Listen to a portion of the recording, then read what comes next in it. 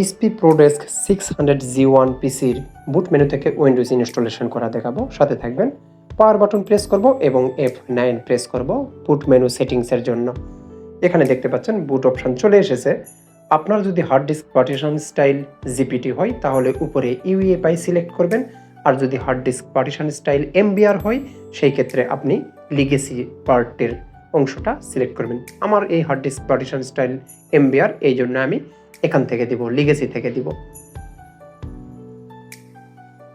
এখন এখানে দেখতে পাচ্ছেন এটা গতানুগতিক উইন্ডোজ ইনস্টলেশন প্রক্রিয়ায় চলে যাব। উইন্ডোজ সিলেক্ট করব যেটা দিতে চান। এখানে প্রো দিলাম, চেক মার্ক দিলাম, নেক্সট করব। এখানে আমার হার্ড ডিস্ক আছে এবং SSDও আছে। আমার হার্ড ডিস্কের সি ড্রাইভটি আমি ফরম্যাট দিব। অবশ্যই মনে রাখবেন ফরম্যাট দেওয়ার আগে আপনি ডাটা ব্যাকআপ নেবেন।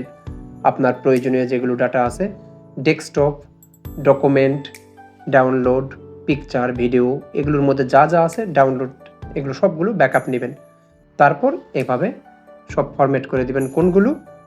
আপনার সিস্টেম, রিজার্ভ, এইগুলো আপনি ডিলিট করে দিবেন। আর বাকি যে পার্টিশন আছে সেই পার্টিশনগুলো কিন্তু ডিলিট করবেন না, ওগুলোতে কিন্তু আপনার অন্যান্য ডাটা আছে। শুধু সি ড্রাইভটি আপনি ফরম্যাট করে দিবেন। তারপর SSD যদি আপনি এখানে ইনস্টল করেন সেক্ষেত্রে SSD এখানে সিলেক্ট করে আপনি উইন্ডোজ ইনস্টল করবেন। আমি হার্ড ড্রাইভের ছোট ছোট যেগুলো ড্রাইভ আছে ক্রিয়েট হয়েছে অটোমেটিক্যালি, সেগুলো আমি ডিলিট করে দিলাম। আর বাকি যে পার্টিশনগুলো আছে সেগুলো আমি কোনো কিছুই হাত দেই নাই। আমি এটা SSD একটা ইনস্টল করেছি, SSD আমি ফরম্যাট দিয়ে উইন্ডোজ ইনস্টল করছি।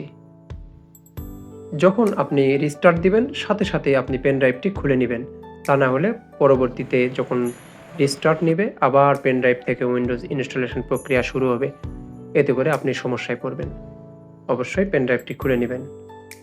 আর আমি যা করছি সেগুলো দেখে দেখে এভাবে করবেন। আর এখানে একটা ইউজার নেম দিবেন, ইউজার নেম দিয়ে নেক্সট করবেন। পাসওয়ার্ড দেওয়ার দরকার নাই, একদমই সহজ এটা।